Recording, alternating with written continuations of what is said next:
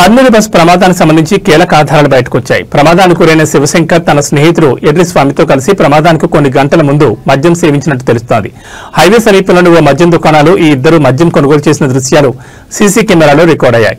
ఇప్పటికే పోలీసులు ఆ ఫుటేజీని సేకరించి దర్యాప్తును కొనసాగిస్తున్నారు.